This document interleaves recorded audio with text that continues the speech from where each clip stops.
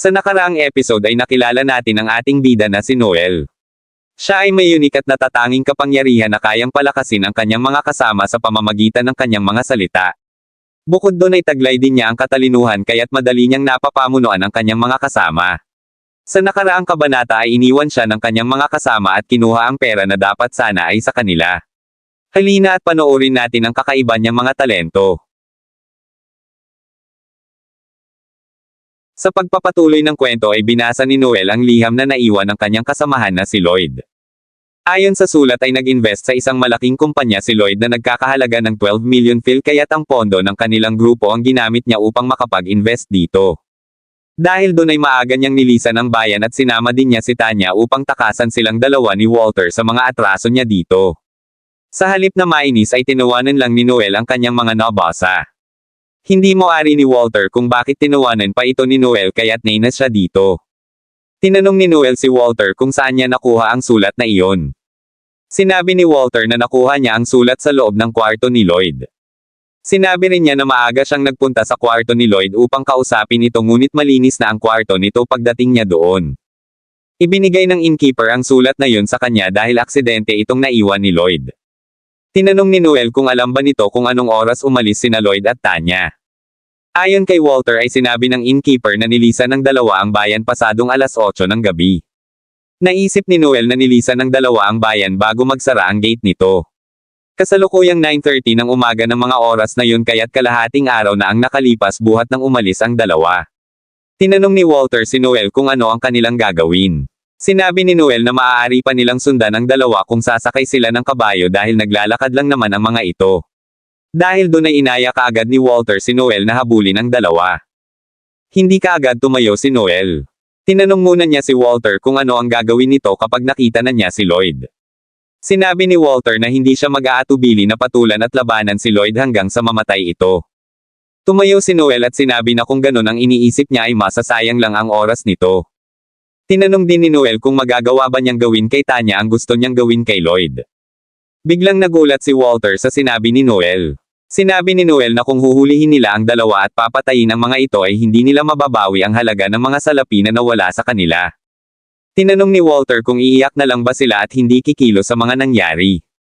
Tumanggi dito si Noel at sinabi na huwag itong mag-alala dahil pagbabayarin niya ng 1,000 beses ang dalawa dahil sa kasalanang ginawa ng mga ito. Matapos nun ay nagpunta sila sa isang club. Naguguluhan si Walter kung bakit sila nagpunta doon kaya't tinanong niya si Noel kung ano ang gagawin nila roon. Sinabi ni Noel na hayaan lang siya nito at magtiwala lang siya sa kanyang mga plano.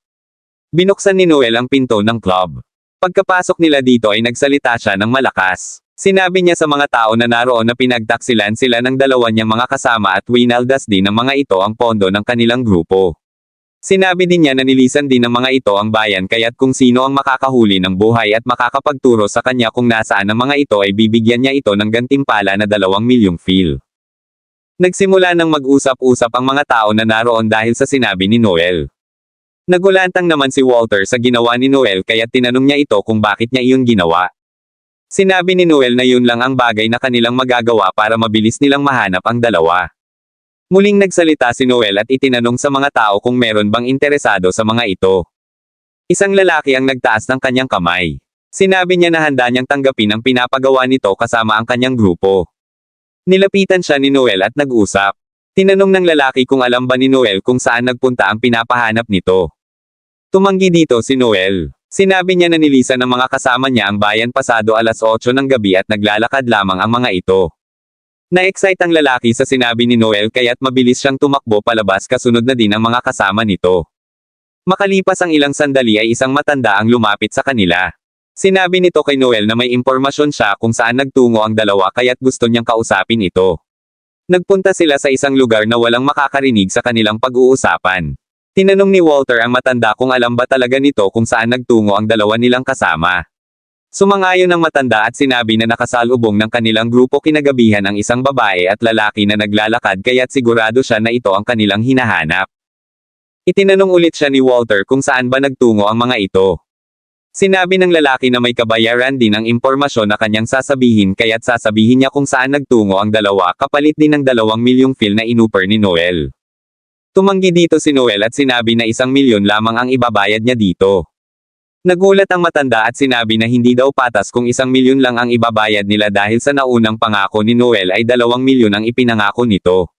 Sinabi ni Noel na hindi naman kayang talunin ng kanilang grupo ang dalawa kaya't kakailanganin din ng mga ito ang tulong nilang dalawa ni Walter. Hindi kaagad pumayag ang matanda. Sinubukan niyang tumawad kay Noel hanggang sa 1.4 milyon na halaga ngunit hindi nagpatinig si Noel. Sinabi ni Noel na kung hindi ito payag sa 1 milyon ay kalimutan na lang nila ang kanilang pinag-usapan. Napaluhod na lang ang matanda sa sinabi ni Noel kaya't pumayag na din ito sa halaga na 1 milyong fil. Matapos nun ay itinanong ni Noel kung saan gumawi ang kanyang mga kasama. Sinabi ng matanda na nakasalubong niya ang dalawa sa Varley Road sa labas ng South Gate ng bayan. Sinabi niya na maaaring patungo ang mga ito sa isang bayan na tinatawag na Carno Village. Matapos ang pag-uusap ay sinabi ni Noel sa matanda na ihanda nito ang kanyang grupo at maghintay sila sa South Gate ng bayan. Sinabi rin niya kay Walter sa samahan niya ang mga ito dahil may importanteng bagay muna siya na kailangang gawin. Muling nagtaka si Walter sa sinabi ni Noel kaya't tinanong niya ito. Hindi sumagot si Noel at sinabi niya kay Walter na ipapaliwanag na lang niya ang lahat dito pagkatapos ng lahat. Matapos ang paghihintay ni Walter sa South Gate ay dumating na din doon si Noel. Bago umalis ay tinanong ni Walter si Noel kung kaya ba niyang labanan si Lloyd at Tanya. Sumangayon dito si Noel at sinabi na lalabanan niya ang mga ito maging kapalit man ito ng kanyang buhay. Tinanong din ni Walter kung may tiwala ba siya sa grupo ng matanda na kanilang makakasama. Sinabi ni Noel na hindi masamang magtiwala paminsan-minsan lalo na kung komplikado at hindi na patas ang mga bagay-bagay. Matapos nun ay umalis na rin sila. Sa kabilang banda naman ay ipinakita sina Lloyd at Tanya na naglalakad. Gaya ng sinabi ng matanda ay nagtungo sila sa isang bayan na tinatawag na Carno Village. Dapit hapon na rin nang makarating sila kaya't sinabi ni Lloyd kay Tanya na doon na nila palilipasin ang magdamag hanggang sa mag-umaga.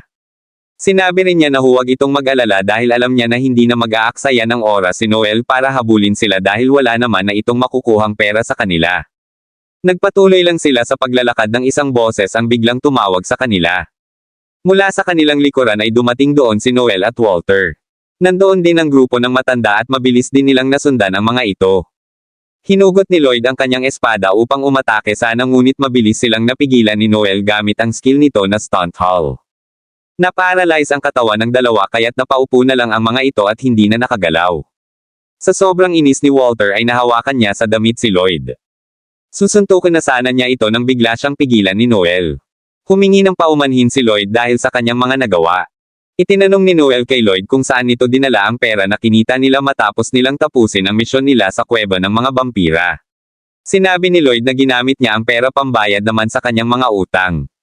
Sinabi ni Noel na hindi lang siya na-scam sa isang investment bagkos ay isa ring itong sugarol na na-addict sa baraha at roleta kaya't nag-loan ito upang magawa niya ang kanyang mga bisyo. Nagulat si Lloyd at hindi nakapagsalita sa mga sinabi ni Noel. Lalong nina si Walter sa kanyang mga nalaman kaya't nasigawan niya si Lloyd dahil sa mga ginawa nito.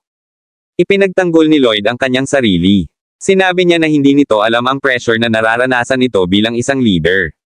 Sinabi rin niya na wala naman siyang balak na galawin ang pondo ng kanilang grupo ngunit ginigipit siya sa kanyang loan kaya't wala na siyang nagawa upang ibayad ito. Kasalukuyan pang nagpapaliwanag si Lloyd nang sipain siya ni Noel sa mukha nito. Sa galit ni Noel ay sinipa niya ito ng sinipa hanggang sa magsuka na din ito ng dugo. Nagulat ang grupo ng matanda sa ginawa ni Noel. Sinubukang pigilan ni Tanya si Noel ngunit matigas ito. Tinanong ni Noel si Tanya kung gusto rin ba nitong danasin ang ginawa niya kay Lloyd. Sinabi niya na suportado niya ang gender equality kaya't hindi siya mag-aatubili na saktan din ito kung kinakailangan. Magsasalita sana ulit si Tanya nang gamitin ni Noel ang isa pa niyang skill na tinatawag na Truth Proclamation. Dahil sa skill na ito ay nakontrol ni Noel at utak ni Tanya at nasabi nito ang mga totoo tungkol sa mga nagawa nilang dalawa sa pera. Sa madaling salita ay may kakayahan ang skill na ito na ipasabi sa isang tao kung ano ang mga katotohanan. Pagkawala ng bisa ng spell ay sinabi ni Tanya kay Noel na masama ang ginawa nito dahil ang paggamit ng mind control skill ng hindi naaayon sa sitwasyon ay labag sa batas at maaari siyang makulong. Dinipensahan ni Noel ang kanyang sarili at sinabi na isa siyang kriminal dahil kinuha nito ang kanilang pera. Sinabi niya na hindi ito labag sa batas lalo na kung gagamitin naman ang skill na ito sa isang tao na makasalanan at gumawa ng hindi naaayon sa batas. Hindi na nakakibo si Tanya dahil sa mga sinabi ni Noel. Pinalakpakan ni Noel ang dalawa matapos nun. Sunod nun ay biglang nagsalita ang matanda. Nilapitan niya si Noel at sinabi na doon na natatapos ang kanilang trabaho kaya't kinukuha na nito ang 1 milyon na kanilang bayad na napag-usapan. Sinabi ni Noel na maghintay muna ito ng sandali dahil hindi naman niya nakalimutan ang kanilang napag-usapan. Nainis ang matanda kaya't nahawakan niya sa braso si Noel. Makulit ang matanda kaya't sa inis ni Noel ay nasuntok niya ito sa tiyan kaya't bumagsak ito. Matapos nun ay dumating ang isang makulay na karwahe. Bumaba dito ang isang lalaki na tila ba isang baklang payaso. Nagulat ang mga kasamahan ng matanda nang makita nila ito. Ayon sa lalaki ay kilala ang lalaki na yun bilang isang slave trader. Ang pangalan niya ay Pinocchio Barzen. Nilapitan ni Pinocchio si Noel at nakipag-usap dito. Ayon kay Noel ay dahil sa hindi na nila mababawi ang pera na ginasta ni Lloyd at Tanya ay ibebenta na lamang niya ang mga ito kay Pinocchio bilang mga alipin nang sa gayon ay makabawi ang mga ito sa pera na kanilang kinuha. Nagulat si Walter at Tanya sa mga sinabi ni Noel. Sinabi ni Noel na mas maganda na ibenta na lang niya ang mga ito kaysa naman ipakuha pa niya ang mga ito sa mga pulis. Kinausap ni Noel si Pinocchio at sinabi na ihanap niya ng mabait na amo ang dalawa. Matapos nun ay pinag-usapan na nila ang magiging presyo ng dalawa. Inopera ni Pinocchio si Noel ng 6 na milyong fil ngunit nagulat si Noel dahil kukulangin ang halaga na iyon. Hindi pumayag si Noel kaya't binarat niya ng binarat si Pinocchio hanggang sa umabot ng 15 milyon ang halaga ng dalawa. Hindi kaagad pumayag si Pinocchio sa offer ni Noel at sinabi niya na tila ba nahihibang na ito. Umisip ng paraan si Noel upang mapapayag niya si Pinocchio at sa huli ay wala na ring nagawa ang lalaking bakla kaya't pumayag na din ito sa halagang 15 milyon fil. Matapos ang pag-uusap ay inabot ni Pinocchio ang paunang bayad kay Noel. Sinubukang makiusap ni Tanya kay Noel na huwag na sana silang ibenta nito ngunit hindi lumambot ang puso ni Noel. Sinabi niya kay Tanya na kung papatawarin niya ito sa kasalanang ginawa nila ay hindi malabo na ulitin pa din nila ito. Wala nang nagawa pa si Tanya kaya't isinakay na rin siya sa karwahe. Umalis na din si Pinocchio at nagpabaon pa ito ng isang matamis na halik kay Noel bago ito umalis. Ibinigay na din ni Noel ang bayad sa matanda na hindi makapaghintay na sila ay bayaran. Matapos nun ay umalis na rin silang dalawa at bumalik patungo sa bayan ng Entray.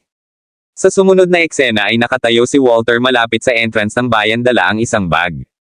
Hindi niya inasahan na magpupunta pala doon si Noel. Inihagis ni Noel ang isang bote ng wine kay Walter at matapos ay ipinakita ang naging pag-uusap nila bago ang eksena na iyon. Habang umiinom sa isang club ay sinabi ni Walter kay Noel na hihinto na ito sa pagiging isang mandirigma. Malungkot man sa kanyang naging desisyon ay desidido na talaga siya na mag-quit sa kanyang trabaho. Sinabi ni Noel na buuin ulit nila ang kanilang grupo at patatagin ito kaya't sinubukan siyang pigilan ni Noel ngunit nanaig pa rin ang desisyon ni Walter na hihinto na ito. Bago umalis si Noel ay sinabihan niya si Walter na mag-ingat ito sa kanyang pag-uwi. Tumalikod na din si Noel matapos nun. Naalala ni Walter ang mga pinagsamahan nilang apat at maging ang mga pagsasalo-salo nila tuwing makakatapos sila ng isang misyon. Ininom niya ang alak na binigay ni Noel at pagkatapos ay tumulo bigla ang kanyang luha. Samantala ay naiwan ng nag-iisa si Noel. Sinabi niya na muli niyang bubuuan ang pangalan ng kanilang grupo at hahanap ng malalakas na kasama na makakasama niya sa pag-abot sa kanyang mga pangarap. Dito na natapos ang ikalawang kabanata mga kapogi. Salamat ulit sa panunood at kita-kits ulit tayong muli.